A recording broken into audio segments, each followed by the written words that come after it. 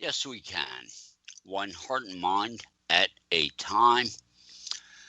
It's Thursday, the 11th of March, 2021. And I'm your host, Jay Parker, for the Center Path on Revolution Radio, freedomslips.com. And tonight I have my teacher and special guest, Mark Passio. Mark Passio's website is What on Earth is Happening, and he's recently launched a new endeavor, the One Great Work Network. And One Great Work Network is got about 30 people on it, and it's a nexus for real information and real teaching about consciousness and just everything that's going on that's wrong with the world.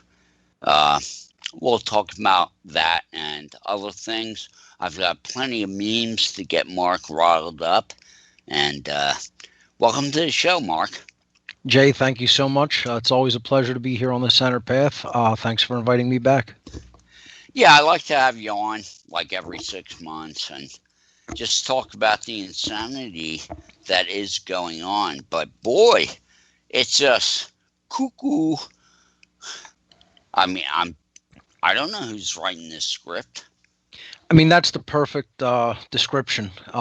That's what's happening. It's complete madness. It's insanity. That anybody could actually even try to pretend to believe that what's taking place is not insane, I think is absolute proof that they're insane.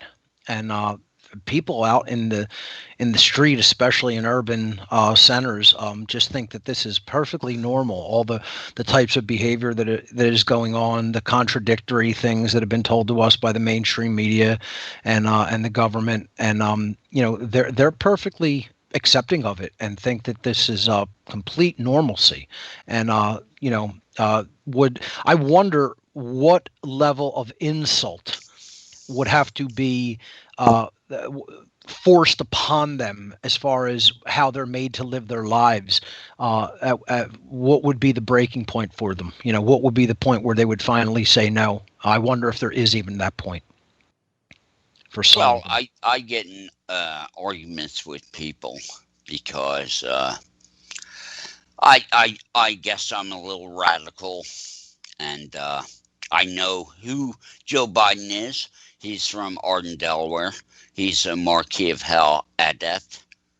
After his family's business, his father's business in Scranton, Pennsylvania, went bankrupt, he immediately moved the family to Arden, Delaware. And Joe went to Archmere Academy, the Jesuit private school, about a mile from Arden. And my middle brother, John, went to Archmere. And all I got to say is the guy is a dog whistle to the dark occult, the 40 million dark occult in America, that our time has come. And I mean, people actually, do not realize still to this day, in the year 2021, that the world is not as it is ostensibly presented to us from like the moment we're born by our parents, our teachers, the media, religious leaders, etc. They actually believe things are just, as they were taught that they were when they were young, and they never come out of that naive, childish mindset, and the people who are allegedly trying to make anything better in the world, in life, they're not doing anybody a disservice by not telling them straight out in plain, simple language that you are a naive child if this is what you believe reality to be. They have no idea about the world of the occult. Zero. Most people probably listening to this network have zero clue about the world of the occult, let alone the world of the dark occult. And it's amazing that still they are resistant to the reception of this information. That is how well of a job their owners, their masters, their mind controllers, their masters who hold them in mental slavery have done a job on their psyche, that they actually still have them believing that the government is there for their protection and benefit, that it's trying to improve society, that financial institutions are there to protect purchasing power of currency and help people make sound investments, that the medical industry is there to actually benefit people's health and help them not to get sick or improve their health when they are sick. I mean, people actually believe that the things that they are told about the institutions of our world really work the way they were told when they were a little child, a little snot-nosed child. They actually believe that they work that way. They have never come out of that complete dependency, that mindset of complete childishness and naivete. They're naive little children psychologically, have never grown out of that mindset. And, I don't want to be the person that tries to say it to anybody any nicer than that, quite frankly. I think there's, a huge misconception in the world of that somehow good people have to necessarily be nice people. I'm a good person because I know the objective difference between right and wrong behavior, and I choose willfully right behavior over wrong behavior because I don't choose actions that initiate harm to other sentient beings. I know the definition of a right, an action that does not initiate harm against other sentient beings. Okay, so I don't choose those behaviors. I don't choose behaviors that initiate harm against others. That doesn't mean that I can't plainly and simply say to someone, you really have your head up your rear end and you don't know what you're talking about, and you're a child in your mind. Your mindset has never come out of childhood. That doesn't necessarily make me nice, and I am the first person to admit that. Sometimes I'm not a very nice person, but that doesn't mean I'm not a good person. See, people have gotten this whole all tied and twisted together that for some reason in their mindset, they believe that for someone to be a good person, they necessarily have to be a very nice person. Right? Well, all the people who tell them lies every day are super nice about telling lies right to their face, literally spitting and urinating on them and telling them it's raining. They're telling them lies directly, insulting their mind, insulting their soul, insulting their very life. But yet they'll be super nice about doing it, right? The politician, the news media, they'll be ultra nice about what the lies that they'll tell people, right? Does that make them good people? No. They're putting on the air of being a nice person to get people to trust them. It's a psychological mind control tactic. But they're not good people. They're actually completely evil people who are all about violence and coercion. And the people who actually believe in their right to rule, their so-called authority, are actually condoning their violence and condoning the slavery of humanity. And it's 2021, and during the whole, complete COVID-19 pandemic, and people in society actually still believe the nonsense that politicians, doctors, bankers, lawyers, etc., all the mainstream institutions tell them. They actually still believe it. They believe the media is trying to do the best job that they can, telling them what's going on and reporting the truth. This is how naive people are, and I guarantee you, it is just about everybody that people come into contact with on a daily basis in public. Some people listening to the show go, oh, no, it can't possibly be that bad. It's that bad, ladies and gentlemen, because people aren't doing enough about it. They're not doing enough about the situation to reach other people's minds, to reach their hearts and souls and get them to realize that this is no way to live, that this is an insult to your very soul and your very life. And, I honestly don't see the dynamic changing that much because people are still stuck in that naivete. They're still stuck in that childish mindset that they, for some reason, don't want to grow out of. And the main reason they don't want to come out of it is they don't want the personal responsibility that comes with true adulthood and true sovereignty. They don't want that. Bingo. Yeah. Bingo. It's about doing the work, Mark. It's about effort. It doesn't require any effort to be a slug. That's right. Yeah. Yeah. No, there's no work in remaining a slave. You just do nothing and accept whatever happens to you, you know? And then people will say, oh, I have love for myself and others. You know, people like that don't love themselves. They don't love anybody else, especially their children. You know, I'm going to make a whole presentation in the near future. I don't know if I'll be able to, do it with all of the projects that I have going on by the end of this year, but probably sometime next year. I'm going to make a presentation called "You Don't Love Your Children." You know, how incendiary is that title? And me, as a person that has not had children, I'm going to make a presentation telling other people that they don't actually love their children. You can make the statement that you love your child all that you want, but unless you're actually a person truly fighting for freedom, don't give me the nonsense that you actually have love for the child that you gave birth to. Because there are people out there that are like, what can I do? There's nothing I can do about it. I'm not going to do anything about it. I'm not going to stand up. I'm not going to stand out. I'm not going to become noticed and be targeted or whatever, however their fear-filled mindset works, and then in the next breath they'll turn around and go, but I love my son, I love my daughter. Absolute bull crap. Absolute nonsense.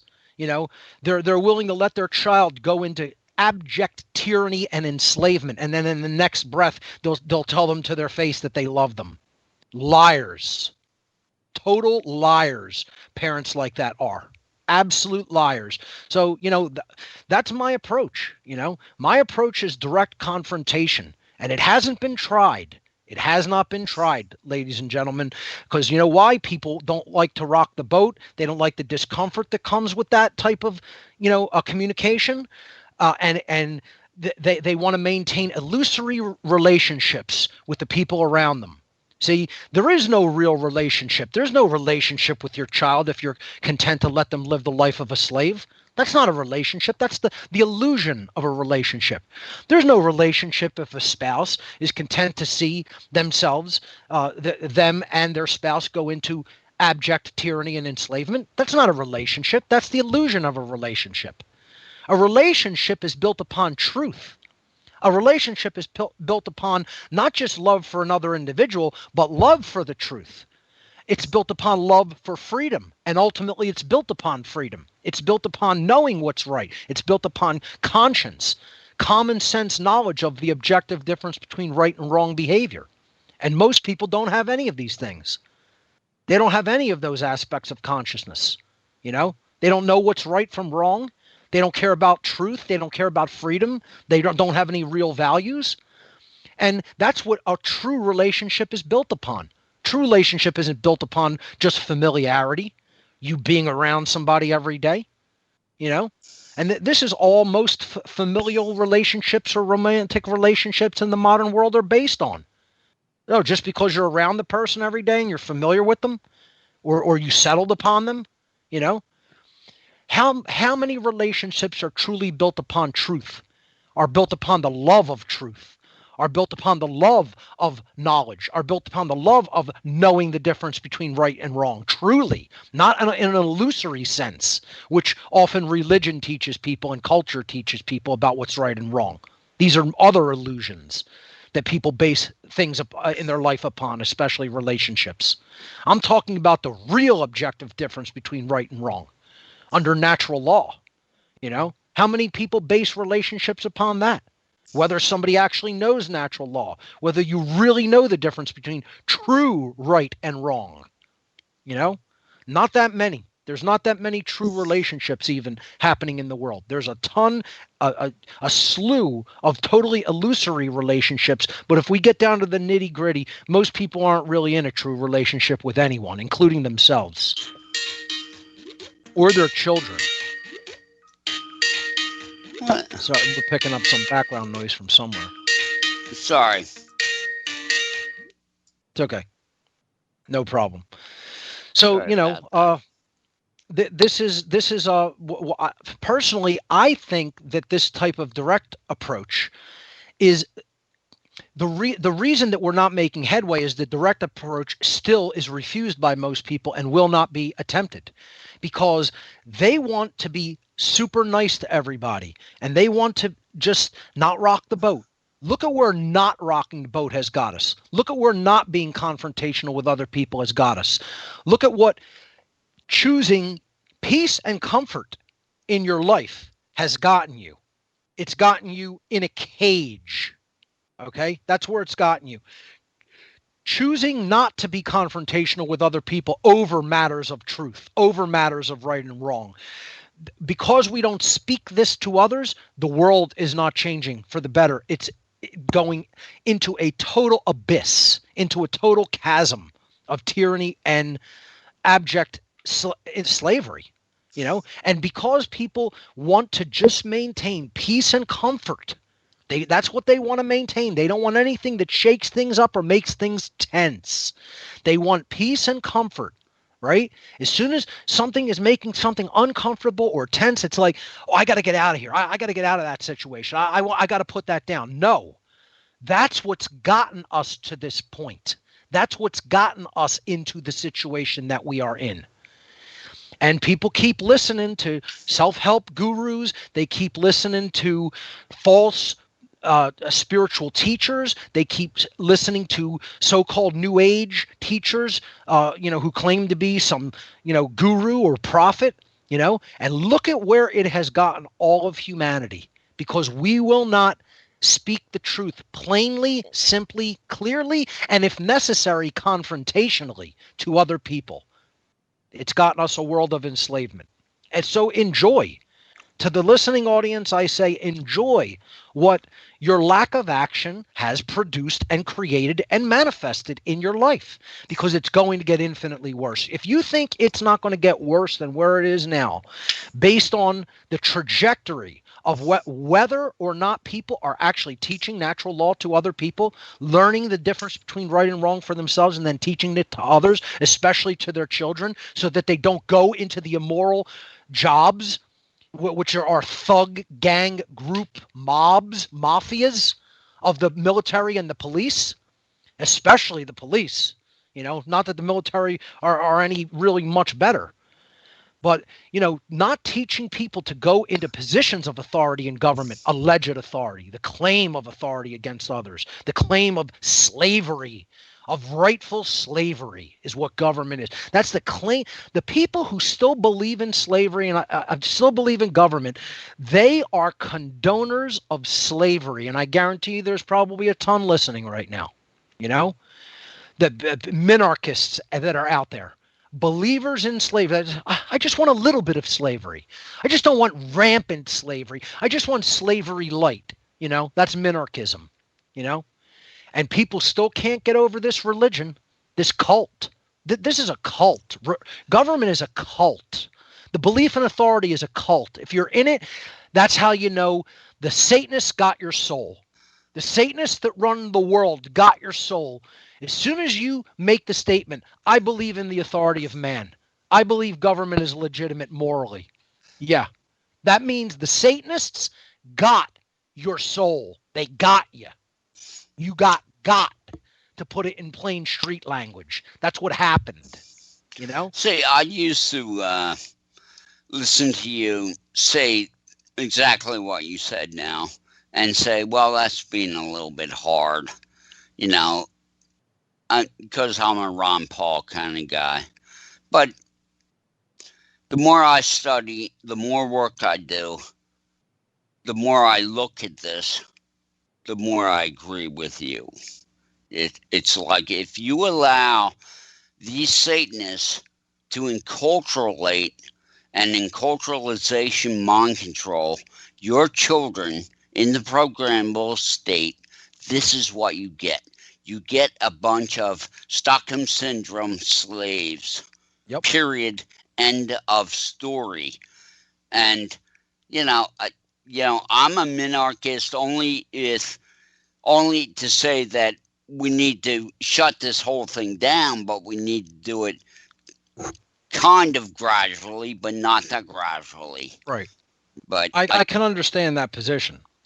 And I'm not saying go out and just viciously berate any minarchists out there. I'm just saying that we have to understand the goal if we're going to get to Yeah. it. It's not like setting up camp 3/4 of the way up the mountain and saying, I'm not going to reach the peak. I'm not going to go for the peak. You got to go for the apex of the mountain. You got to go for the peak.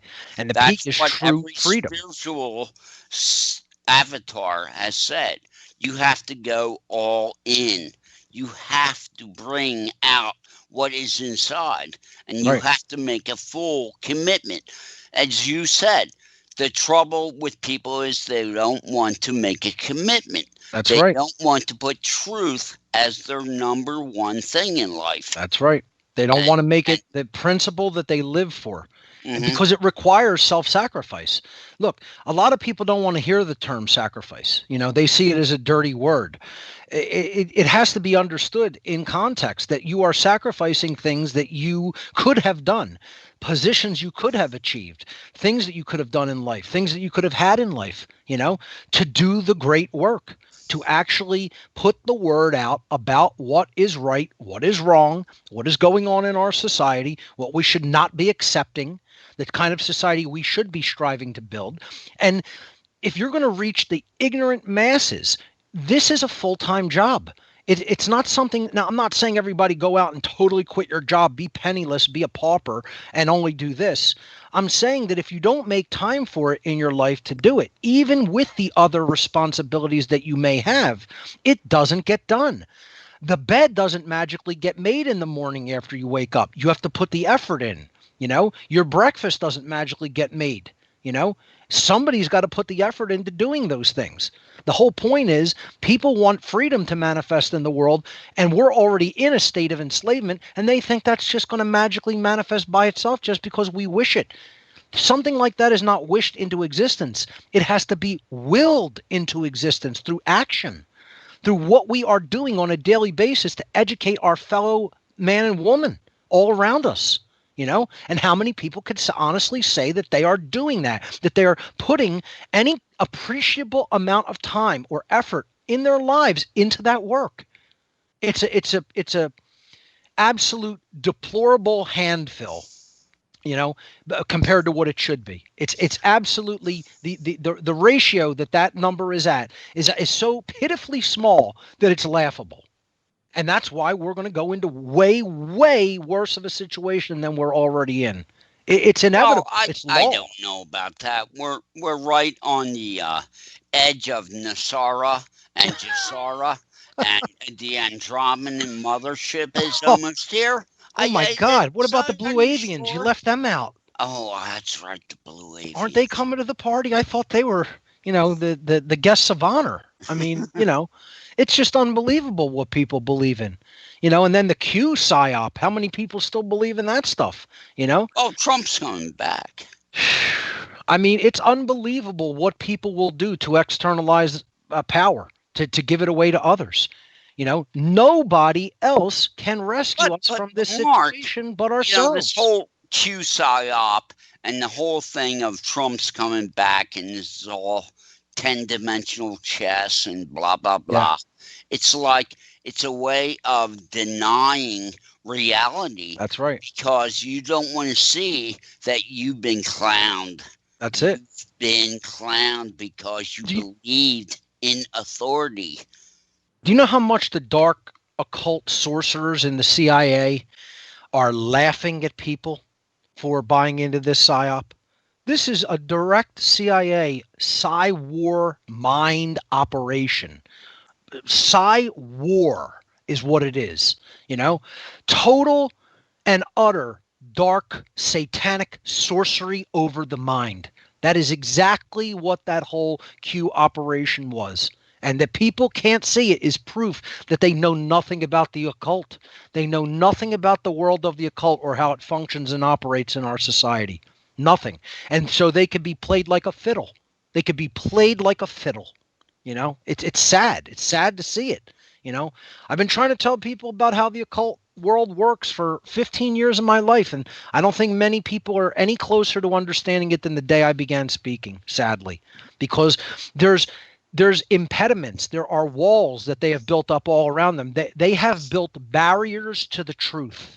I was, talking with people earlier today about the whole true occult traditions, meaning not the dark occult, which is a bastardization and a complete, twisting of the true positive knowledge of the light occult traditions, because that's all the dark occult can do. They cannot create anything. They cannot manifest anything new. All they could do is twist what already exists to try to suit their desires and their outcomes. That's all they can do as selfish, complete psychopaths. That's what they are. They're predators on other people, and so they don't really have any true creative talent or energy. That is heart-based energy. That comes from the heart, and then it informs the mind, and then it expresses. But they don't have heart. They're soulless. They're devoid of that type of creative energy. So they can't really make anything. All they can do is twist things that already exist. That's why it really is the light occult knowledge. Then it's been twisted and distorted to suit the goals and the ends of dark occultists, of would-be sorcerers, people who want people to believe that they're authorities in life. Okay, they want to be God. Of course, they can't do that. They can't create like God can create. So they want to twist and distort and be some, totally, golemized, false, lower version of a quote God, that then has even lower golems under it and twists and distorts everything and wrenches and twists their mind to put it into the mold that they want it in so that they can rule them. It's a complete a devastated soul. They have a completely devastated soul, and that's all that they can do is twist things. So when you really look at the true occult traditions, if you really truly study the positive aspects of occult knowledge, it all comes down to one ultimate thing. It comes down to the reception of the truth of natural law. This is the one overarching standard of what the occult, the true, positive, light occult knowledge is attempting to get into other people. This is what the adepts of all human history have been attempting to do with very little success because of how much the satanic sorcerers of this society hold sway and thrall over the minds of humanity, because it's easy to stay in the mind control thrall of another, because all you have to do is say, hey, they're responsible. I'm not. I'm going to do nothing. I'm going to let them do everything, including basically rule me, as their slave, their subject. If you really want to take responsibility for yourself, you have to remove the impediments of the mind and the psyche that block the reception of truth. The root of the Western mystery traditions has been the Kabbalistic tradition. That informs the tradition and connects with the tradition of tarot, of Freemasonry, of Rosicrucianism, and many other traditions in the occult, in the positive occult, in the light occult. Okay? Of course, those occult schools of knowledge have been twisted and bastardized, and they have their dark sides as well. Knowledge is a dual-edged sword. You could do positive, great things with it that help uplift humanity. And if you wield it as a weapon because you're in base consciousness, then you could obviously harm other people because you're in a position of knowledge and they're in a position of ignorance. And then that knowledge differential can be easily converted to a, immoral power differential over others when you manipulate them because of their ignorance. So the occult is not one thing. It has a dark side, it has a light side. But when we look at the light aspect of the Western mystery traditions and the root tradition, which is Kabbalah, in that, in those schools of thought of the Western occult traditions, the word actually means, it's a verb in the Hebrew language that means to receive. And it is proper reception. The connotative translation would be the proper way to receive. So then the question becomes, what are you receiving? What is an occult tradition like that if you really study it truly, not from the twisted perspective, but from the true original perspective?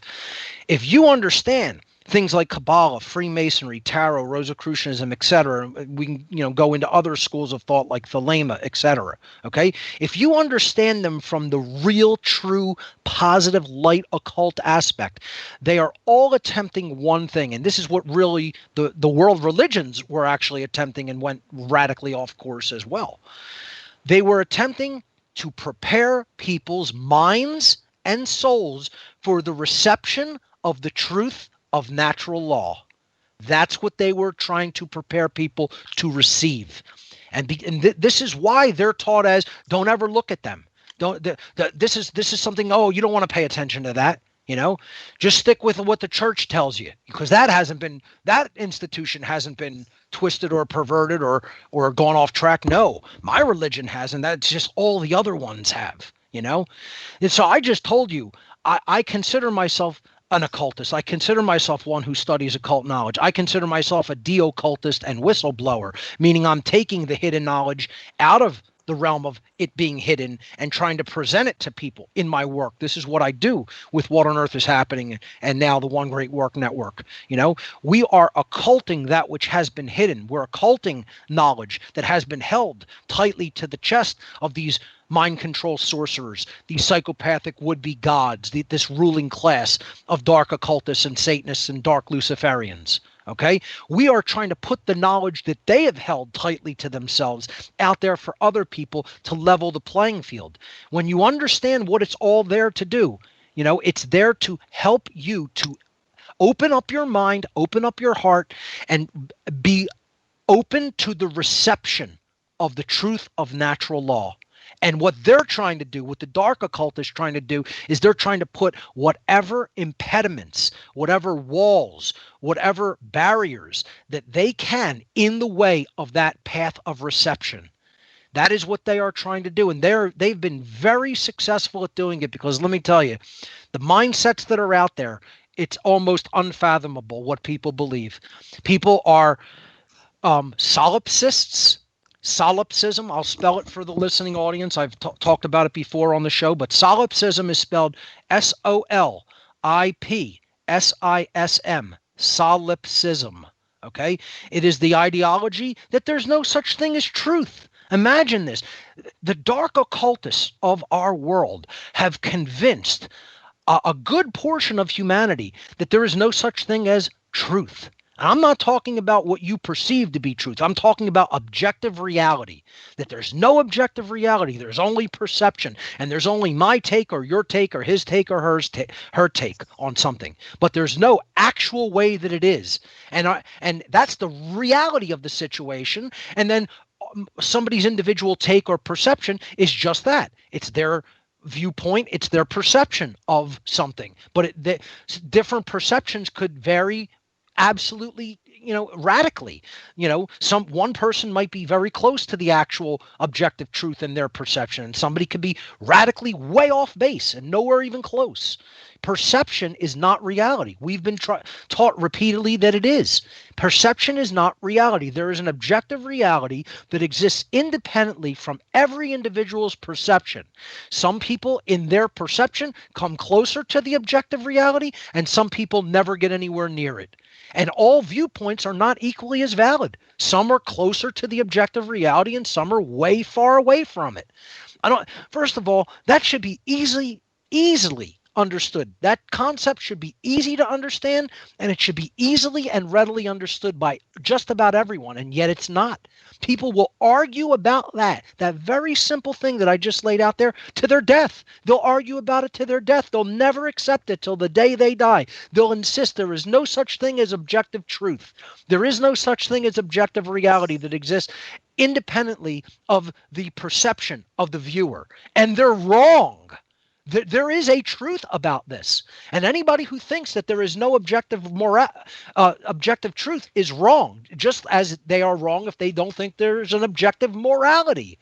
There is an objective morality based in principles and standards of behavior regarding what behaviors are actual rights and which behaviors are actual wrongs that exists independently of any observer. There is such a thing as objective morality. And that's the next thing that the Satanists have convinced people that there is not. They've convinced people to subscribe to the religion of moral relativism. See, again, I've explained before the tenets of Satanism, right? The tenets of Satanism are egotism, moral relativism, social Darwinism, and eugenics.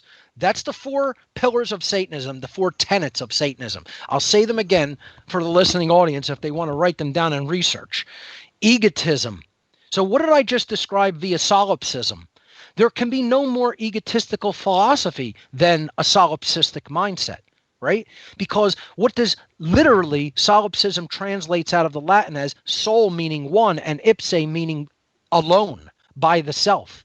So solipsism meaning literally translates out of the Latin to alone, all by oneself. No one else exists. The ego is the only thing that exists because it can perceive reality however it wants, and that becomes its subjective truth, you know? There's nothing objective outside of myself. No one else exists. The universe doesn't even exist. This is all here, just here for my entertainment. You know, that's solipsism. How many people in the world today believe that? You would be horrified to realize how many people in the world are solipsistic. And then the second tenet of Satanism is moral relativism. Well, if you buy into that there's no such thing as the truth, then there's no such thing as morality. How many people I have heard say there's no such thing as right or wrong? These are just constructs that we make up in the mind. That's all based in perception. There's no such thing as right or wrong. The New Age movement is teaching people this on a daily basis, poisoning their mind, poisoning their souls, poisoning the psyche of humanity on a daily basis, telling people those are just subjective judgments. There's no such thing as good or evil. There's no such thing as right or wrong. It's just an experience that happens. It's just a perspective. Utter, complete Satanism. That is complete Satanism. And let me tell you something to the listening audience out there listening to the sound of my voice. If you think I'm saying something that I don't know in depth, okay, I was one of these people. I was involved in Satanism for people who might not be familiar with me or my work. I was a priest in the religion of Satanism, appointed a priest in the Church of Satan years ago by Anton LaVey, the founder and high priest of the Church of Satan out of California, now being run out of New York. And it's a satanic organization that's small beans. It's small potatoes, ladies and gentlemen. It is not the people running the things at the high level. Okay, it's just an interface organization that interfaces with the public, looking for people with psychopathic tendencies and satanic mindsets so that they could take them and groom them into higher levels of the satanic hierarchy worldwide. That's all the Church of Satan is. Small fry, small beans, small potato. Okay, that's all it is. They're just people that, you know, they're setting up a front organization. Look at it that way. And when people come into it, they give them a psychological profiling and they say, could we use them for something bigger? You know, could we take them into a bigger wing of our organization and then use their capabilities, their talents, their characteristics, etc. Okay, that's all it is. And I was involved in it as I held the rank of priest in the Church of Satan. And you know, I'm telling you stuff that I know from firsthand experience. This isn't stuff I read about in book knowledge. I was directly involved, you know, direct life experience. So, you know, people who are out there saying, oh, that's not what Satanism is. These are people that go out and kill cats out in the woods. No, you don't know what you're talking about. Not even a little bit. You have no idea what you're talking about, and you clearly don't have any idea what I'm talking about, because that's not what Satanism is, you know. Satanism, part of what Satanism is what Jay experienced firsthand in his life. Satanic ritual abuse generationally. And then another aspect of Satanism is the ideological component. That was what largely I was involved in. Putting out these ideas, getting people to buy into nonsense so that they're easier to control and enslave. That's the aspect of Satanism I was involved in. The intellectual capacity of it. Jay was involved physically within it, being held, you know, by the cult and tortured. You know, that's one aspect of what these people do. Another aspect of what these people do is they put completely nonsensical ideas out into the world so that people are easier to control and enslave. And two of those ideas are, I'm the only person that exists, screw everybody else. And guess what? Right then and there, you should know Satanism runs the world. Because how many people think that way? I don't really give a damn about anybody but myself. I guarantee, I'd bet dollars to donuts, I'd bet every single penny I have in my wallet right now, or in my bank account or in my crypto accounts, I'll bet you most of the listening audience takes that mental attitude. Oh, who cares what happens to the people in the city? I live out in the suburbs. I live out in the country. I don't care. All I care about is me and my family. And people are listening right now. And they're going, yep, yep, that's right. Thinking that you're going to be free, thinking that you can be free with that mindset. That's the mindset that the Satanists gave you. That's the mindset that leads into deeper bondage and enslavement, and people out there thinking that they are thinking even their own thoughts. Most people don't even think their own thoughts. They think the thoughts that the Satanists of the world gave them to think.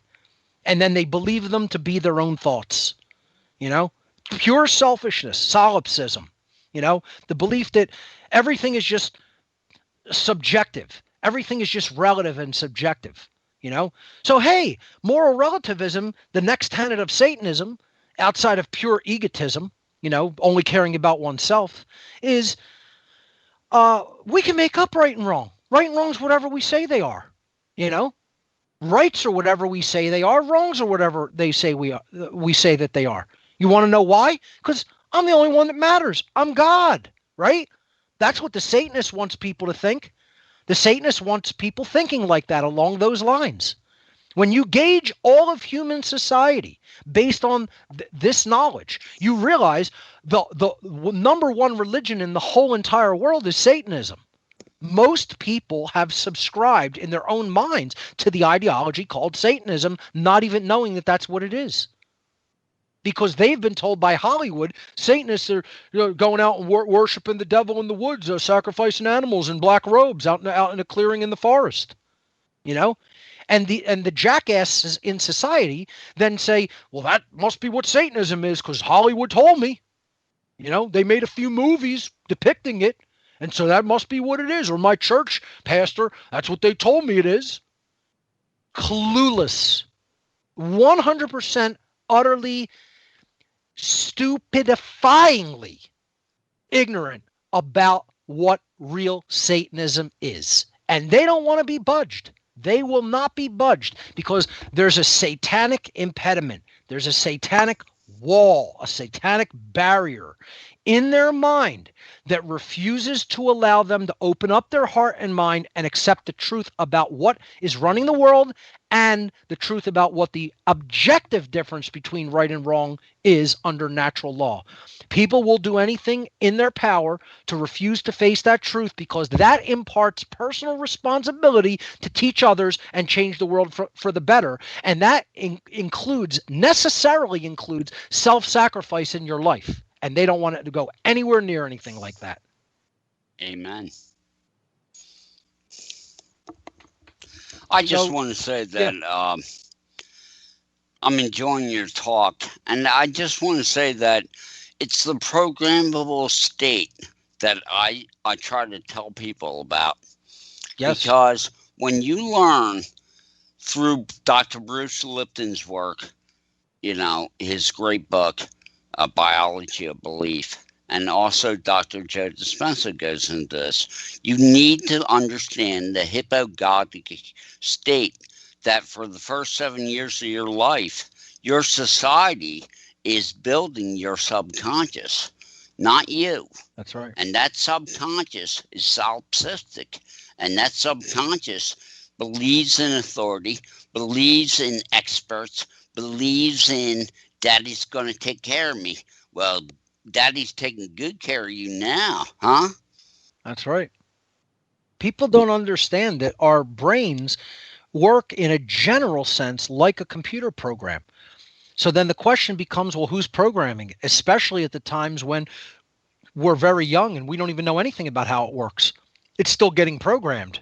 And then that programming is going to be a self-fulfilling prophecy of sorts as we go later into life, because we didn't even program it when we were young. Most people aren't programming their own mind when they're older, let alone when they're young, you know? Well, they are programming it. They're watching TV, and the TV is programming it. That's right. For them. An external factor, an external, influence is programming it. They're not actively directing the program, unfortunately. And we have to understand that if garbage goes into a computer program, what comes out on the screen? Garbage. Well, the mind is the computer that's processing the information, and then behavior comes out on the screen called life. If it's programmed bad, it exports bad behavior, and then the entire situation called our experience of life becomes garbage. And that's exactly what we've allowed to happen. That is how human beings as a programmable species co-create reality together in the aggregate. And then this is part of natural law. Natural law, is basically the karmic laws of morality built into the fabric of nature and the universe, such that we are receiving the consequences of the behaviors that we put out into the world in the aggregate, meaning collectively. Mm-hmm. See, karma doesn't really work just over one person and their actions. Karma works across a whole society over large periods of time. People have a hard time with that concept, right? I'm not saying there is an individuated karma. There is an individuated, moral culpability for one's behavior. There is. But in general, we don't see the effects of karma in a fast sense as individuals, meaning people expect karma to work like the cartoon version, that if you are in someone's home and you steal one of their possessions and then you walk out the door, well, you're walking by a construction site and an anvil falls on your head. Well, that doesn't work that way. Karma doesn't work like it does in the cartoons. Karma works over an entire society over long periods of time. Okay? So as all of the individuals that comprise the society in the aggregate, or meaning just collectively as a general ratio, right? In general numbers and percentages, as they behave morally, the whole society becomes more free. And as in the aggregate sense, collectively, a whole society says, screw objective morality. I don't want to know what the real difference between right and wrong is. I don't care. I only care about myself. And I'm going to, accept just the default conditions. I'm not going to try to make things better. And, I'm going to just live my life selfishly for me.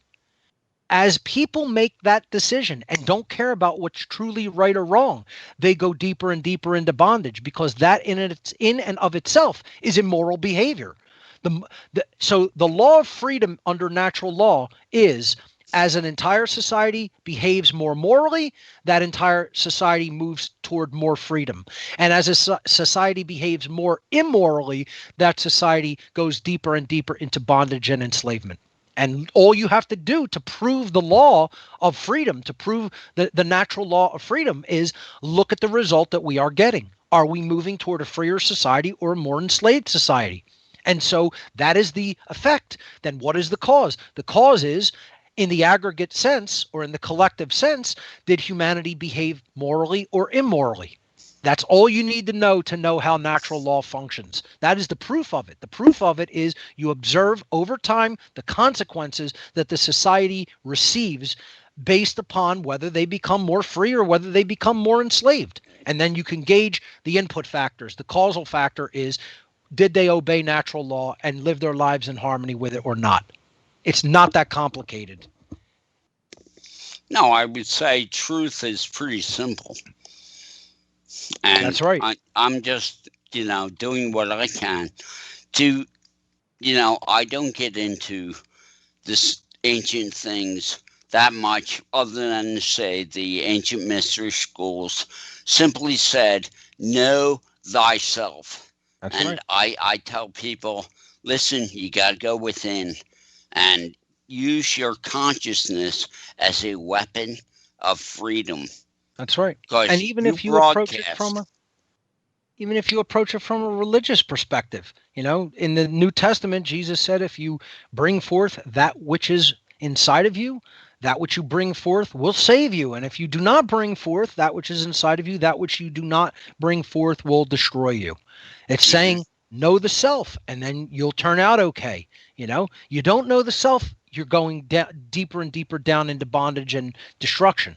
It's to go back to talking about objective morality. This is the entire biblical allegory of Eden. That the serpent gives Eve the apple to eat, and then she gives it to Adam, and they get expelled from the garden. The allegory is actually about objective morality. The tree, the fruit of the tree of the knowledge of good and evil. It isn't sex, as some people think it is allegorically. Okay, it isn't, quote, original sin. Okay, what it really is moral relativism, because the command is, don't take into yourself, meaning eat. Okay, it doesn't mean to consume physically the fruit of that tree. It means don't take it upon yourself to decide what good and evil are. Once we do that, we try to be like God, right? That's the whole thing. They wanted to be like God. That's what the serpent, Satan, okay, Satanism is trying to tell them to do. The force that divides people mentally and spiritually within themselves is telling people, don't try to discover what right and wrong are. You could arbitrate it. You could make it up. You could take that power into yourself by, quote, eating this fruit. It's a allegory. They're taking that power into themselves. That's literally what the allegory means, to arbitrate the difference between right and wrong, meaning that man is assuming the power of creation. Man is assuming the power of the law, becoming the lawmaker, okay, which isn't their role. The creator of the universe makes the law of the universe, and it's for us to discover and follow, not for us to arbitrate and say we're the authors of it. That's Amen. The real, quote, original sin. And that's moral relativism. The idea that man can just make up whatever the hell he wants to make up as right, or whatever the hell he wants to make up as wrong. And for people out there listening, just think about it from a logical point of view. If mankind can make up what rights are, then mankind can remove rights. If rights are the creation of mankind, then humanity can just say, the hell with rights. We're getting rid of them now. Just logically think about that. If anybody believes that your rights come from human beings in any capacity, individuals, groups, whatever, agreements, it doesn't make a difference. If you believe humanity can make up what rights are, then by definition, you also believe humanity can purge or expunge rights completely. Because if they're the creators of them, they could be the destroyers of them. No, it is incorrect. Rights don't come from humanity. Rights come from the creator of the universe. And they are bestowed upon us as our birthright for being a part of the universe. They are built into the fabric of reality. Man cannot make them up. Man cannot eliminate them, ever, because they are not made by humankind. And people have to get a hold of that. We have to get on the same page when it comes to these philosophical truths, these principles. If we don't get on the same page, we're divided amongst ourselves as a body of people.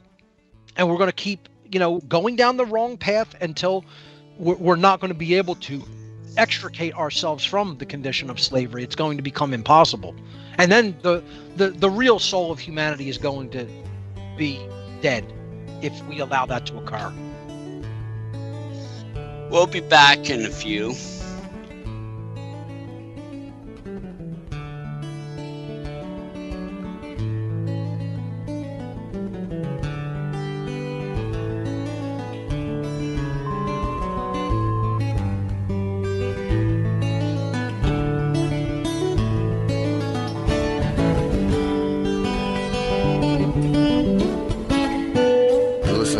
Radio at freedomslips.com, and we'll be right back after this message.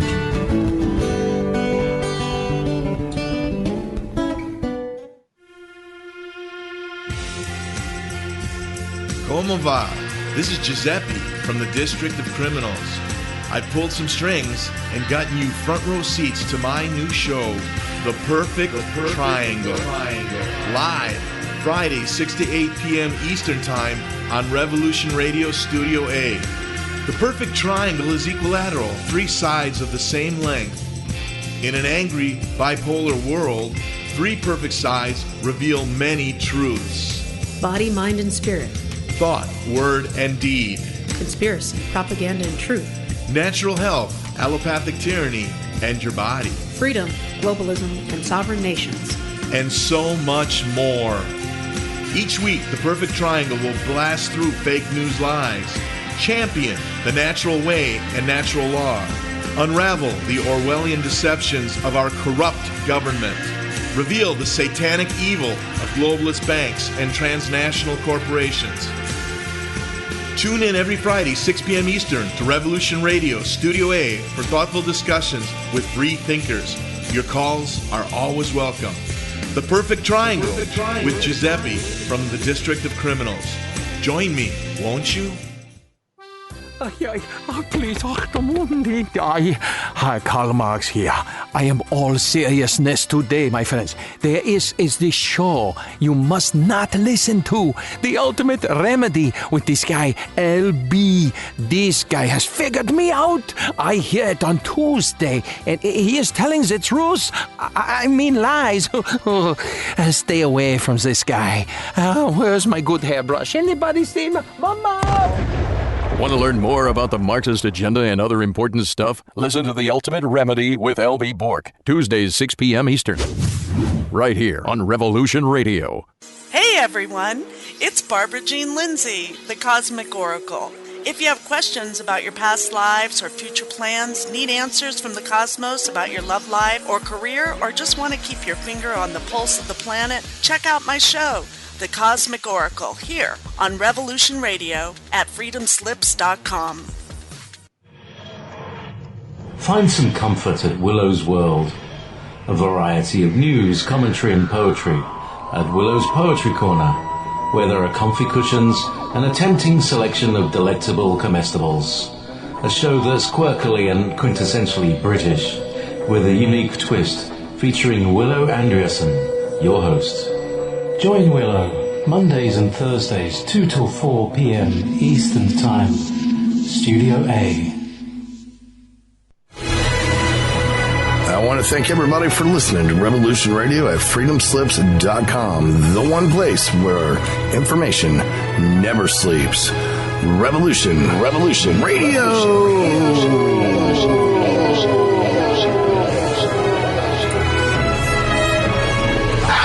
All right, let's show them what we got here.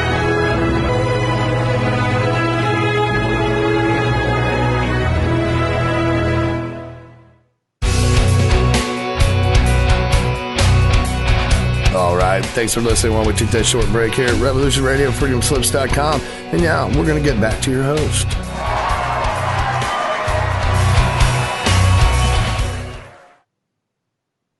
This is Jay Parker. We're back. This is the Center Path. It's the 11th of March, 2021. I just have Mark here, and we're going over the 4 foundational pillars of Satanism. And people think Satanism is sacrificing cats or dogs or children in the middle of the woods. They don't understand Satanism is a mindset. It is a religion. It's called the old religion. It's based on trauma to children, but it's also based on, I would say, the antithesis of natural law. And I want to get back here, Mark, and talk about, you went through solipsism, you went through relative morality, moral relativism, and I want you to continue a little bit talking about the 4 pillars of Sure. Satanism. Sure. The first 2, egotism, complete out of control egotism, the idea that the self is the God, the self is the center of all creation, Nothing else really matters. There's no real principles in a mindset like that. It's pure selfishness. And then, the second one was moral relativism, the belief that humankind can just make up whatever right and wrong are. There's no objective standards of behavior and right and wrong. And we could just make it up as we go along, and just say what's good for me is good. What's bad for me is bad. Who cares about what it does, how it affects other people? If we don't like this thing or this behavior, we could just tell people you're not allowed to do that anymore, and we'll cage or kill you if you do, even though it's perfectly actually doesn't harm anybody else. It's a right. We'll just turn that into a wrong. Or we'll just make things up that you can do, that actually does cause harm. And we'll say, oh, you're allowed to do that. Or if you have a special permit, you can do that. Or if you have a special badge, you can do that, even though it is initiating harm against someone else. This is moral relativism. And moral relativism is totally embedded in all the laws of man. That's why you could do one thing in one place that you can't do in another place on the earth. Or at one time you could do something and then at another time you can't. Or at one time you can't and then at another time you can. There's no rhyme nor reason. Oh, yeah, there actually is. It's called the whims of the legislator, the whims of the person who's making it all up. That's all. That's all it is. And that's what moral relativism is. Right and wrong are just going to go in the direction that the wind blows, however we feel at any given time. And that's tenet 2. Tenet number 3 is social Darwinism. They believe in a pecking order for humanity, that certain people should be masters and other people should be slaves. And, there should be this stratified hierarchical class type structure where certain people are, have more rights than other people. Like they believe in the animal kingdom. The whole idea of Darwinism in the animal kingdom is the one who's the most vicious predator wins. Whoever has the sharpest teeth and claws and is willing to tear the other animal apart wins. Well, they take that and they extrude that into the social domain, into the human social domain. That's called social Darwinism. That means the most ruthless of human beings, if they're willing to do whatever they need to do to get ahead against other people, well, then do it. And it should be that way to the Satanist. In the satanic mindset, that's perfectly fine to behave like that, to behave like animals, And guess what? You go out and ask the average person if they believe in this, and I guarantee you at least 75% of people will say, oh, yeah, it's perfectly fine for it to be that way. It's because, see, all of those people, all they give a damn about is themselves, and if they could trade place with the person who's doing the ruling of other people and not be the person being ruled over by other people, they would trade position. See, they don't really care about freedom. They just care about being in a better position of selfishness, because if they could be the king of the world, they would be. They wouldn't destroy the throne. They wouldn't melt the Iron Throne down. They would want to sit upon it and, wield authority over their fellow man and woman, because they'd think they'd be a benevolent ruler or dictator. It's just we got the wrong person in there, But if they could be the unchallenged god of society, they would do it in a heartbeat. I'm not interested in ruling anybody. I want to be free. I want other people to be free. Very simple. And that involves taking responsibility for our own lives and growing up and being cosmic adults instead of snot-nosed little children who don't want any personal responsibility and would rather have somebody else rule and enslave them rather than take personal responsibility and be free. So that's tenet 3 is social Darwinism. The human being who's the most ruthless and most willing to wield power should have it and take it. And society should be ruled by the most ruthless and vicious among us. So it's a nice ideology, isn't it? Right? But guess what? If you really get down to the minds and hearts of most people, this is exactly how they think. It is exactly how most people think, because they've been given the Satanist mindset at a lower level. That's the only way that they can control people. The people underneath them have to be a miniaturized variant of them. They can't rule somebody who is, born in, who is created in the image and likeness of the true creator of the universe. They can only rule people who are created in the image and likeness of themselves. That's why they have to give people a lower level variant of their own mindset. And then the fourth tenet is what's been called historically the final solution, eugenics. Well, since we're the kings and gods of society, as the satanic elite, then we can decide who lives or who dies. We can control whole gene pools. We can control which next expression of humanity will be expressed and which will not. What genes get propagated and which do not. That's called eugenics. And they're not practicing actual eugenics. They're practicing dysgenics, which is making the next iterations of humanity worse than the previous ones. That's called dysgenics. And that's what's really happening societally. The thing is, Jay, we could look at all of those tenets, pure egotism and selfishness, moral relativism, social Darwinism, eugenics, realize that this is the attitude that most people in our society take. And I've been explaining this for 15 damn years. When is it going to start sinking into the minds of the average person? When is this going to start being looked into on a wide scale by people? When are people going to stop thinking that the mainstream media is telling them the truth, or that the government cares about them, or that the medical industry is out for your health? I don't understand how much more data. See, because it's not a function of data. It's not a function of information, right?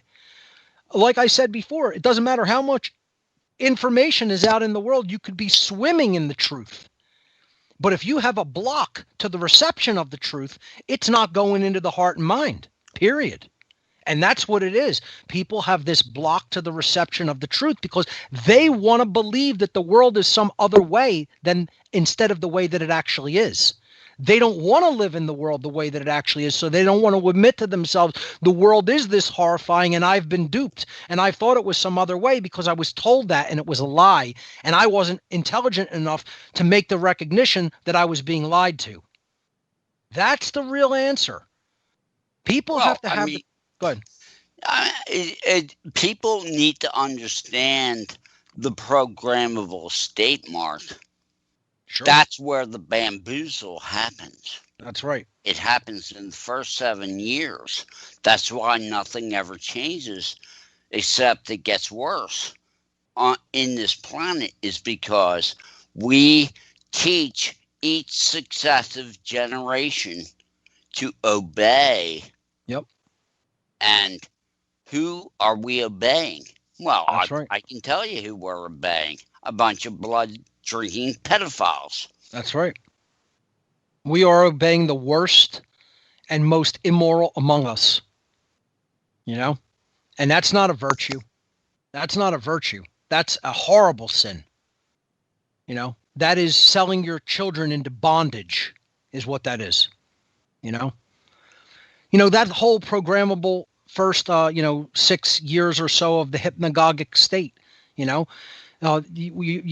possibly heard the saying, we are not as children responsible for the terrible traumas that may have been done to us or that we experienced as a child, but as an adult, we are fully responsible for fixing those traumas in ourselves. People have to stop looking at it like, I'm a victim forever because of what happened to me when I was a child.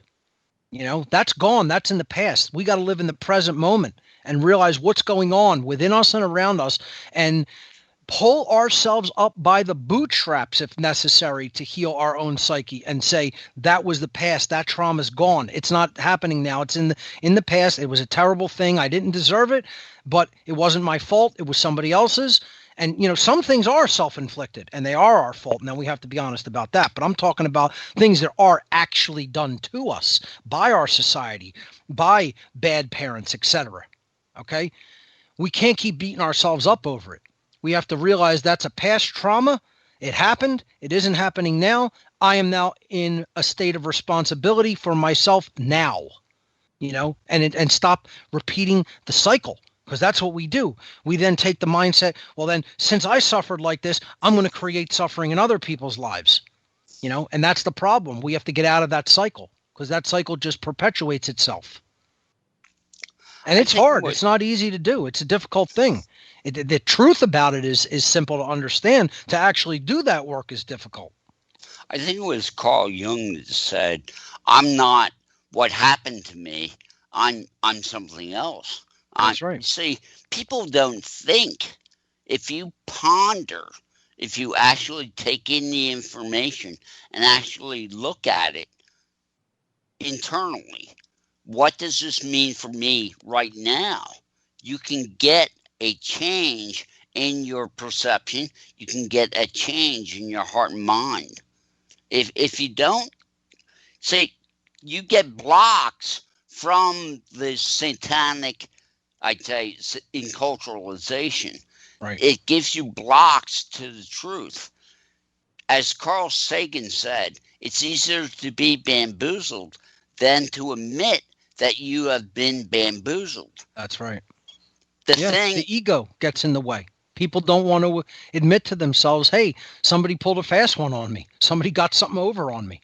Well, I happened to see the movie Contact on YouTube the other night.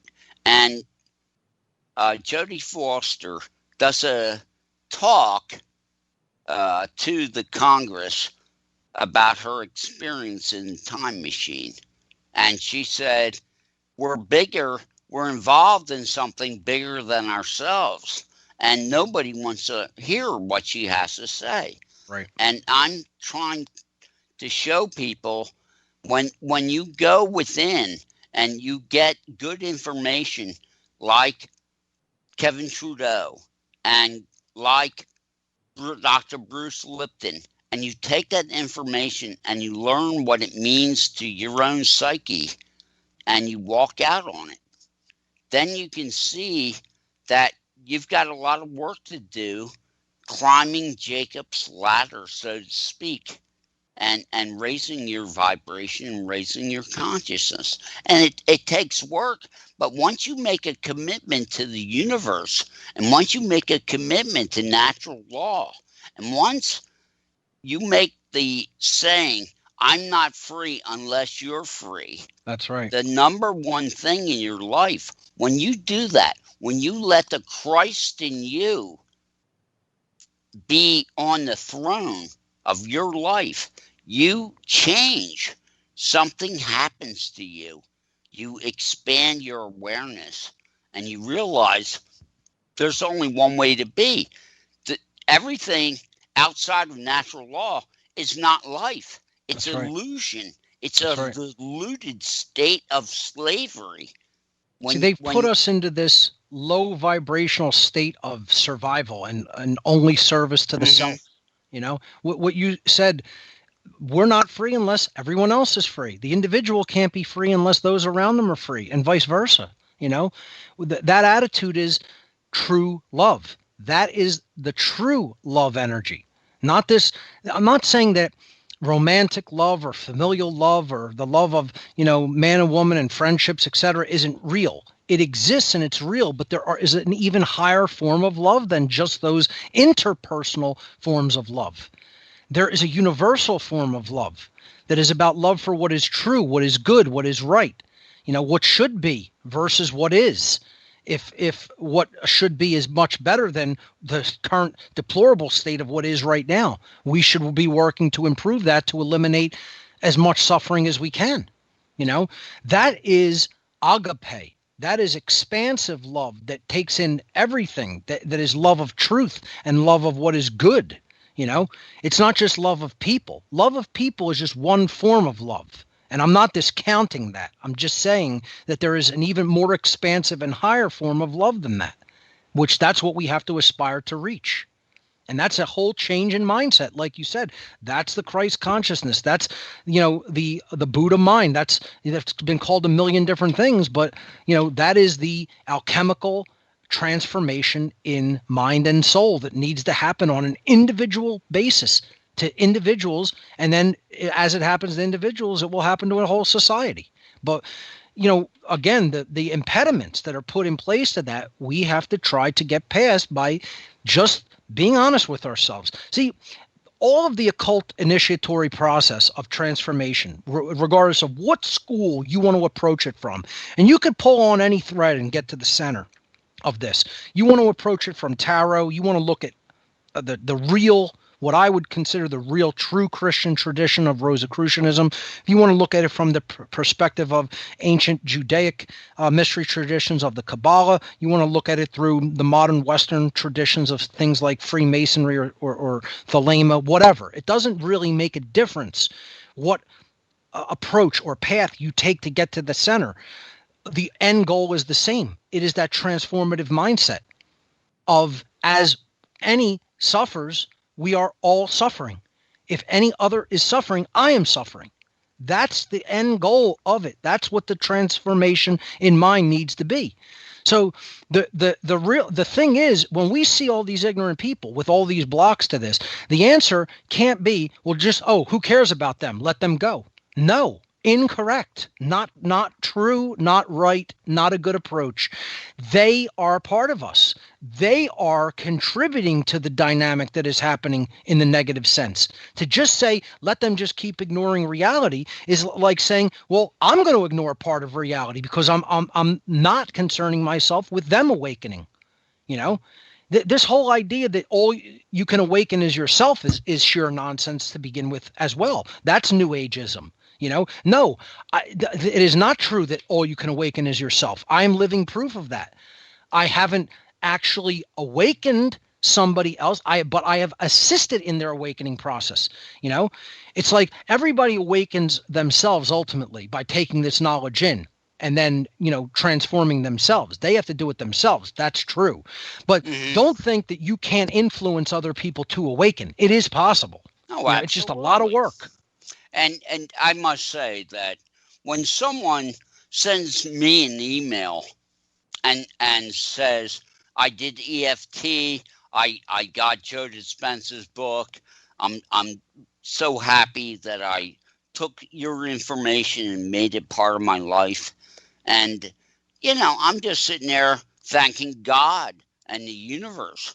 It's like, thanks. At least now, instead of being a mind control slave, I'm doing the great work. Right. It's like, it's priceless to me to actually be here in this hellhole of a mind-controlled planet standing for natural law. I'm sorry, but it's a great life to stand for natural law in this mind-controlled world. Period. End of story. Because I'm not living for me. I'm living for Creator. Right. See, that's the thing, Jay. People will hear me rage against what's going on. And, sometimes it's like, things are so bad, you have this inkling that you want to give up, but you can't. It's not really possible once you're really awake to, quote, give up. It's like, I'm still going to do whatever is within my capacity, as long as I'm living. I'll still move forward. I may feel sometimes that I'm worn out or things are way worse than even I have claimed that they are, but it doesn't mean I'm going to just sit there and do nothing. The amount of effort that I've put into this work over the last few years it's worn me down. It has been difficult and thick and ponderous. It's like where the consciousness is at, especially in a city like Philadelphia, is just it's just unbelievably sad. What people believe, what they think, how they behave, how they speak. That they have zero clue about themselves and even less clue about what's going on in the world. Just utterly, totally in complete darkness. And that's what the role of the person who has come to this knowledge needs to be. They need to be a light in the darkness. That's what education is. It means to lead out of. Well, what are you leading someone out of if you're educating him? That's what our calling is, a true educator. Did I lose you? Yeah. Hello? No. Something's I can hear. happening. We can hear. Go ahead. Okay. No, I'm just I'm very happy that, we have people in the world today, Mark, that are fighting a good fight. I mean, I'm happy about Joe Dispenza's work. I'm happy about Bruce Lipton. People that teach individual responsibility. I believe I have a responsibility for my world, for my society. I do not know how people live, and they do nothing to teach truth. I'm like, Yeah. how do you exist? How do you live with yourself? I think about it from the perspective of my own family a lot, and it can be very depressing, because it's like, even with everything that's going on in the world, all you're going to concern yourself about is the mundane. That, like, you don't care, and they're pumping out children. They're all pumping out children, and it's Are like, they you don't care that your vaccinated? child is. Oh yeah, of course. Are you kidding? All of them. Good. Yeah. I'm just like, and even some of them are saying, oh, hey, look at all the stuff that's going on, how much they've tried to control. Maybe what Mark's been talking about all these years is true. Maybe. Maybe. That's where we're at in 2021. Maybe you think that I've been telling people the truth all these years. So it makes me wonder, like, what are we going to have to do to really get through to whatever is the igniter of that spark within them that really starts making them sit up and pay attention, because there's not much time left. Things are. No, there isn't. Yeah, things are headed south very quick. I want to talk about, a friend of mine. I lived with him, and he would go out and make his coffee, tea in the morning, and he'd look out the window, and if there were a lot of chemtrails, he would say, "Oh, beautiful chemtrails today." And his wife would say, "I don't want to hear that." And, we know that they've been spraying chemtrails, geoengineering, since 95 heavy. It was a heavy day in Philadelphia today. Mm-hmm. And heavy spray day today. And what gets me is only 20% of the human race will face the fact that we're being sprayed. That's right. Because now, they've been told that that's just water vapor that spreads out and lingers up in the air all day and night. Yeah, water vapor does that. You don't know? You didn't know that? Or better yet, how about the people that are like, oh, we'll have to lobby politicians to get this to stop? Who's responsible for the chemtrails? I was getting a friend to just look at this, right? How is chemtrailing going to stop? How is it going to be made to stop? We need to go and lobby, a local politician or a politician at a federal level? No, that's not how chemtrailing stops. Do you know how chemtrailing stops? People growing up as adults who are not willing to do an immoral job for a paycheck. And you know where that process starts? That process starts with proper parenting, with parents teaching their children objective morality and natural law. But unfortunately, most parents haven't taught their children objective morality and natural law, and they are the kind of scumbags that go and join the Air Force and say, I don't give a damn what they're telling me to spray. I say, yes, sir, yes, ma'am, and I go up in that aircraft and I spray down onto the population, whatever it is. I don't even need to know. It's not on the need to know list.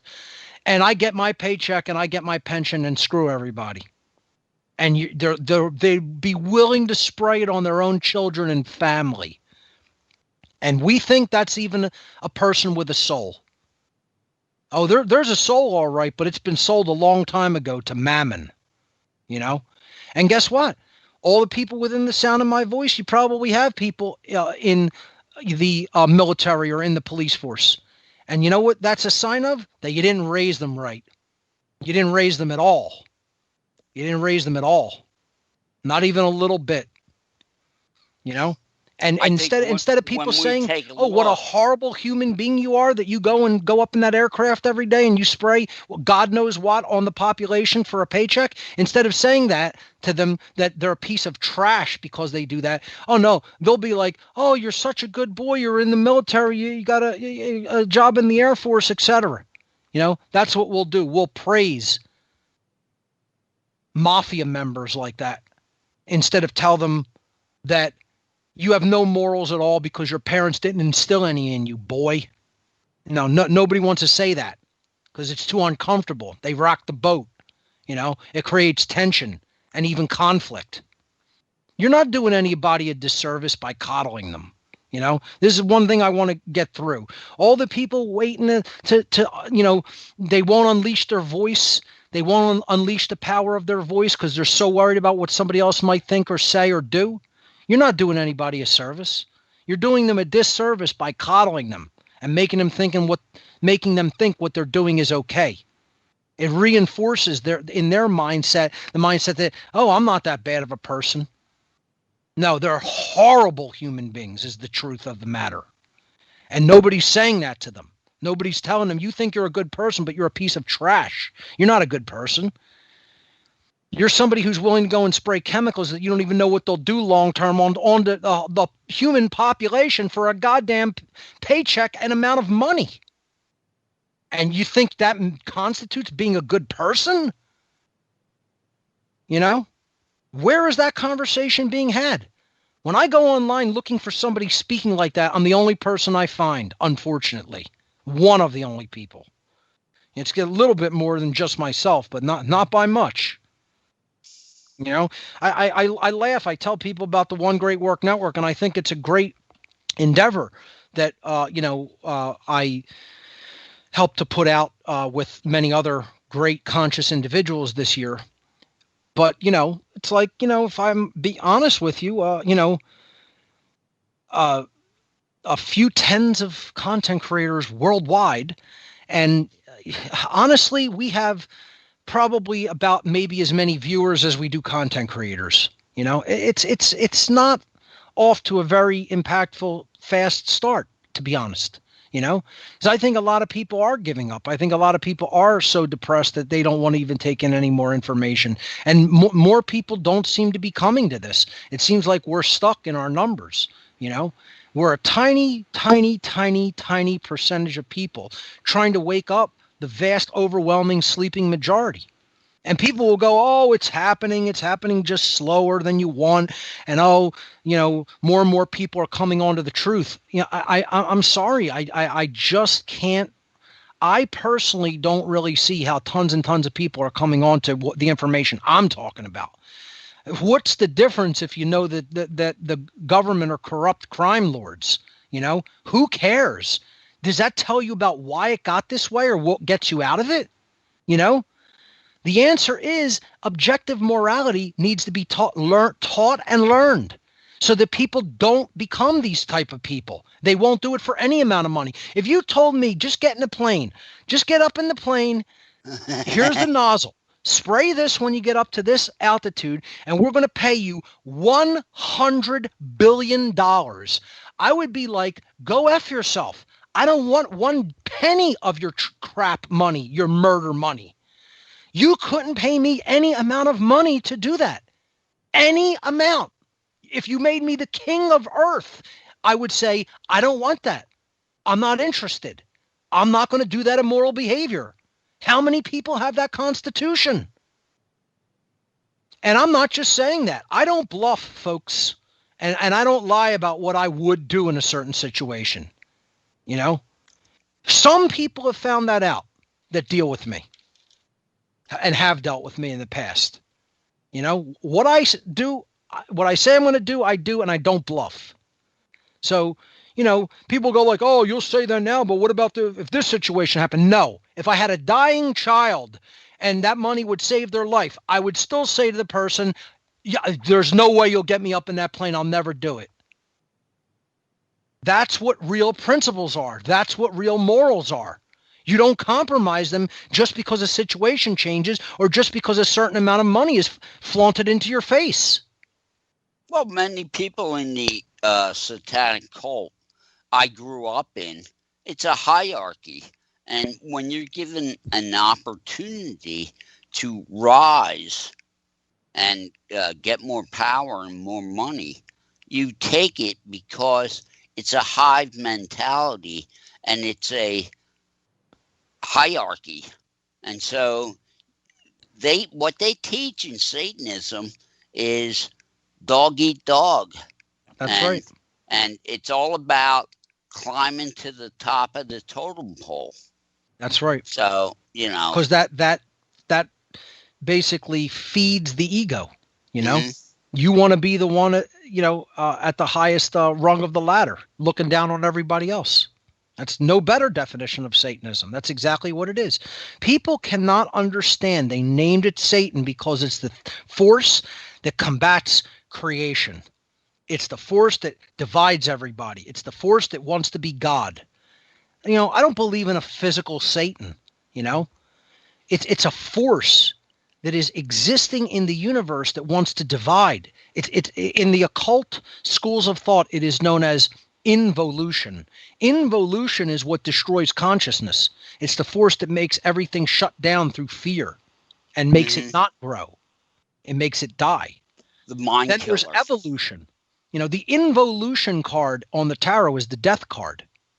And then the hanged man, who understands the world is horrible, yet is happy to have a self-sacrifice done to him to serve natural law. He sits at the right hand of justice, the natural law card in the tarot layout. The hanged man is the evolution card. That's the hanged man, And, I've explained this in my work when I break down tarot symbology. But, it's right there in the symbology of that tradition in those cards, the two forces that are in everything. You're either serving the force of evolution, which is the real will of the creator of the universe and the universe itself, or you're part of the involutionary process, letting things decay and break down. If you're not part of the solution, you're part of the problem. Truer words were never spoken. You can't sit on the sidelines. This isn't a game or a movie to watch. You have to get actively involved on the playing field, or things don't change. Just because you think about them and will them has nothing to do with it. Action is required. And the real action that's required is to learn the truth about natural law and objective morality and teach it to others, especially teaching it to others in a wide-scale way online through publishing your teachings, through publishing presentations and audio and video on the internet. This is how we teach each other in the modern world, not just talking to your neighbors. People have to learn how to publish online. This is why what I made with the One Great Work Network is a collective publishing platform where I, by invitation, invite content creators to come onto the network and publish content on the website. So right now, the One Great Work Network is a collective of 43 content creators from all over the world. And each individual content creator has their own publishing access on the website. They have their own blog, and they can put anything up that they want on their blog. They could put images, text, articles, audio, video, etc. And they're free to publish their content. And we're going to be adding some more people soon, including yourself, Jay. We're going to be onboarding you onto the One Great Work Network very shortly. And we're really glad to have you as part of it. Well, it all comes back to people, like especially Christians. They just don't really look at Christianity. You need to look at, the Council of Nicaea. I think I have a call. Hello? I missed it. You still there? Not hearing him come through. Hello? Oh, well, hello? Hi, can you hear me? Yes. Hi. I have a daughter who's in the 10th grade, and I have taken her to some of Mark's presentations, and we've listened to a lot of his stuff online. And when she learned about the 4 pillars of Satanism, she wanted to do her 10th grade research paper about that and about the effects of Satanism in society. And my question for you is, can you guide me toward any other sources that she might use? Because she has to have kind of a variety of sources. Yeah, you would need to download basically a collection of documents in the whole sphere of satanic occultism. And it is not spelled out specifically in one location. It's me laying out the tenets of Satanism is actually an amalgamation of my own life experience while involved in the satanic religion in my life. I didn't read about that in a book somewhere where it says these are the tenets of Satanism. You know, you can find some people's analysis of it by basically knowing about what it is from reading about it, or by being actively involved in it, or by speaking to people who have been actively involved in it. So there's no one resource that's going to be some expert, reliable, source of information that is going to say, here's the actual religious tenets of Satanism. You would have to amalgamate that from a variety of sources that talk about different aspects of it. So one place, obviously, you would want to go to is the writings of Anton LaVey. And I mean all of them. Essays, things that he wrote in magazine publications such as The Cloven Hoof or The Black Flame. The Devil's Notebook, which is a book that was a collection of his essays, and of course, the Satanic Bible and the Satanic Rituals. That's prerequisite material, Then I would say the next place you might want to go to is the writings of Michael Aquino of the Temple of Set. And his other books. He did a trilogy on basically mind control and psyop operations. It was called Mind War, Psy War, and I think there's a third that I don't quite recall the name of. After Aquino's writings in the Temple of Set, you really want to look at the Ruby Tablet of Set as well. And he has another one. It's not the Emerald Tablet of Set. I'd have to look it up, but he has 2 really big tomes, Emerald and Ruby. The Ruby Tablet of Set is a very heavy book on.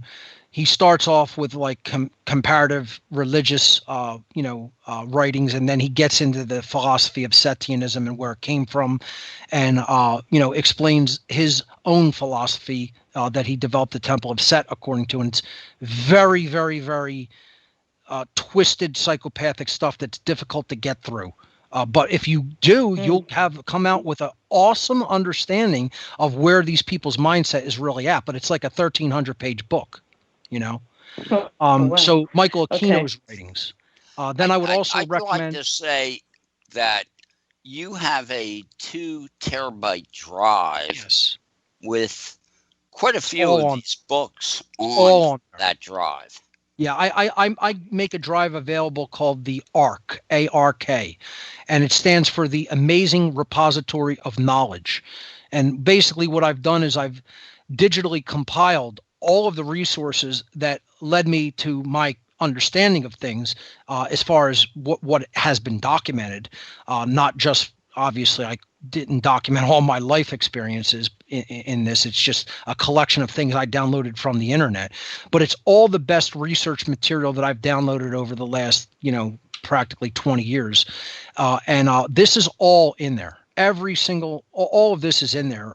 There's a whole folder on the drive called Satanism. And there's 132 PDF documents in that folder. I'm actually opening it right now. See if I can look at the Michael Aquino thing that I couldn't remember the name of. It is called the Sapphire Tablet of Set, the Ruby Tablet of Set, and the Onyx Tablet of Set. That's the trilogy from Michael Aquino that you want to look into. Then his other thing was called Mind War, Psy War, and Mind Star. Okay, that's his other trilogy. So he wrote an early trilogy and he wrote another trilogy before he died. Okay.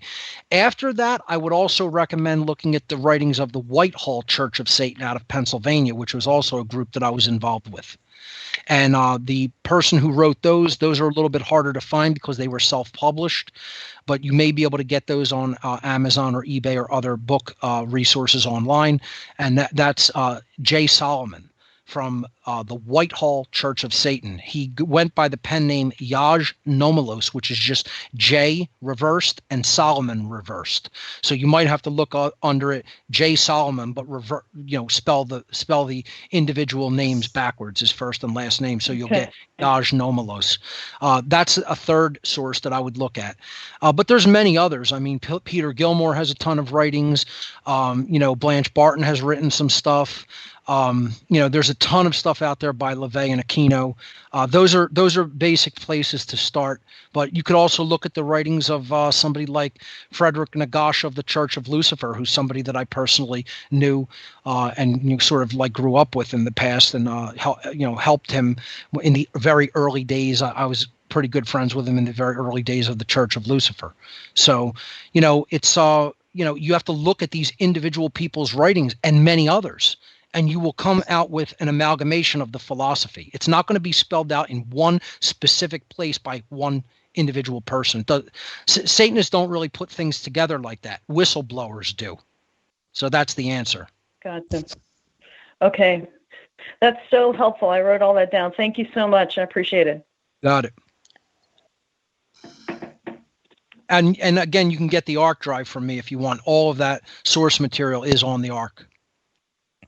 So you can get that. I'll check that out. Thank you. You can go to whatonearthishappening.com/ARK. ARC. Great. Okay. Thank you so much. Thank you. Jay, you want to do another couple calls before the end of the hour? Hopefully.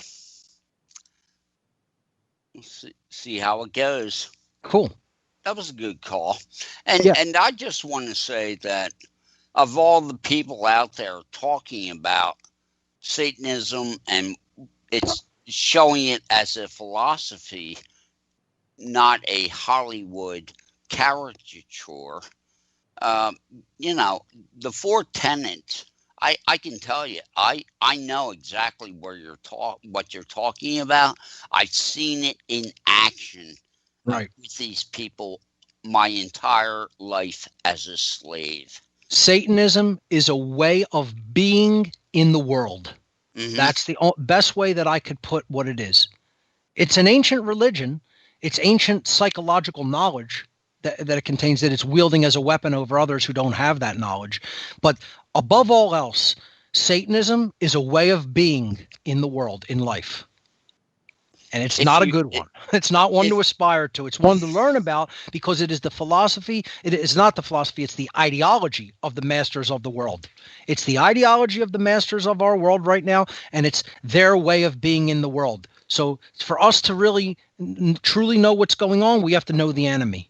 And that's why Satanism is something that should be studied. Obviously not aspired to or lived by, but to be studied, because it is their mentality. The call-in number is 215-688-5826. 215-688-5826. And Mark and I would like to hear from you. So I just want to say that I'm really glad that you have built the One Great Work Network. I think, I know it's off to a slow start, but give it some time. And also, I think, we need to do video commercials for social media, for the network, and we definitely got to promote more. You got to do some stuff. Yeah, as far as promotion goes. And for people that want to check out the One Great Work Network, again, it's a collective of conscious content creators who are very aware of natural law and the state of our world, and are making media and putting it out there to help to educate others. The website is onegreatworknetwork.com, and it's free. There's no subscriptions, there's no cost. The network is completely free. We have a 24 player where we play people's presentations and streams and podcasts. And then you can go on each individual content creators page and get all of their articles in a blog format. So that is onegreatworknetwork.com. And again, we're going to be onboarding Jay soon. He's going to have his own section on the site. Well, we definitely got to reach out and promote more, because that'll definitely bring more interest. We that's been the one area that has been a little bit lacking. So we'll do our best to do that. But yeah, it's kind of it took precedence, because I'm also working on a documentary called Mark Passio and the Science of Natural Law, which we're in the final editing stages of still. It did run a little bit longer. I should talk about that briefly. We were expecting to get it done by the end of the year, but some personal things precluded that, and we are still finishing it. It is still going to be released. It is coming out. We are really, really happy with how it's coming, and the visuals that are in it and the animation. And I think people are going to be very impressed and happy that this is going to be a primer for natural law for people, that they can give to people on flash drive, DVD, send a link to them, whatever. But this is going to be a little bit, maybe around 1 hour, a little bit longer than 1 hour documentary film that is going to teach the basics of natural law in a very visually appealing format for people to, own and play whenever they want, or gift to somebody else. And I think it's going to really go a long way toward helping people to understand natural law in a very easy way that doesn't require a tremendous amount of time. That's what we were shooting for here. Really taking like the natural law seminar down, which is a 9-hour seminar that really was learned over a period of 15, 18 years, and then compressing that 9 hours down into 1 hour. That was our goal. And I think I have to say, watching that natural law, the real law of attraction, if you do that 3 times, okay, if you spend 2 hours an evening or a day and just keep watching that, all I have to say is by the 3rd time you watch it, you will just shake your head in amazement, because it breaks up the sopistic Stockholm syndrome in your subconscious. And I think it's, one of the greatest things on the web right now. It's my magnum opus thus far, and I hope to add to that with the Science of Natural Law documentary. And that's what we're titling it. It's Mark Passio and the Science of Natural Law. I wanted to kind of put my name into it to get people to look further into my work once they see this as a primer. And of course, this is the science of natural law. None of the things that I'm talking about here today, ladies and gentlemen, are beliefs or religious tenets or religious aspects. There is a science to this. It is discoverable, it is measurable, it is repeatable, and it is discoverable through a truth discovery methodology known as the trivium, and it is a repeatable an observationally repeatable science. There is no faith or belief required in it. Well, I think we have a call. Great. Hello? I think they left. Okay. Sorry. Well, I'm still up for taking calls until the end of the show. If you anybody wants to ask anything, if they have any other method of doing that other than calling in, if they want to email you, I don't know if you do it that way, but or if you have any other questions or clarification, whatever you want to get into. If you want to switch the whole topic or just ask some questions, I'm up for anything. No, I think the problem that we have right now in this world is people want my freedom rather than our freedom. Oh, God, yes. And it doesn't work that way. Right. I mean, yes, I don't like communists, but I don't want to kill them. Okay? I want to teach them. Okay? And that's the difference between me and a Satanist. A Satanist wants to kill his enemies. And, if it comes down to it, we're going to have a war. And I know what side I'm fighting for. Without real education, there is no solution. Like, even with a hot revolution, we could possibly buy more time, but it's not necessarily going to change the minds and hearts of people. Unless you teach people when they're young the difference between right and wrong. If you allow this satanic society, this warmongering society, to teach your children, people give the state their children to indoctrinate. It's insanity. It's insanity. You're giving your children to Satanists. And both my parents, Mark, were school teachers. Sure. I saw many teachers. I saw principals of schools show up at satanic rituals. Absolutely. It's a big deal to the controllers because they take the levers of power, and nothing is more powerful than programming the next generation of slaves. That's right. And that satanic hierarchy, it doesn't necessarily just work on money and wealth and possessions and things like that, or even status in society. It works on occult power. It works on who has the most influence to change minds, to wield power over minds. That's really how that occult hierarchy works. Everybody thinks it's just, it's rich white men and money. That's not how this occult hierarchy works, ladies and gentlemen. Now, they asked my father to become a Freemason, and he looked at them and said no. And that was the end of that conversation. Right. Because he could give you an aneurysm just by throwing the energy at you. So, you've got some occult chops if you can kill somebody by throwing energy at them. I'm just saying. One of the things I realized by my own involvement was this doesn't work along lines of race, age, sex, money, anything like that, background, nothing like that. People have this whole idea that it's just one class of people.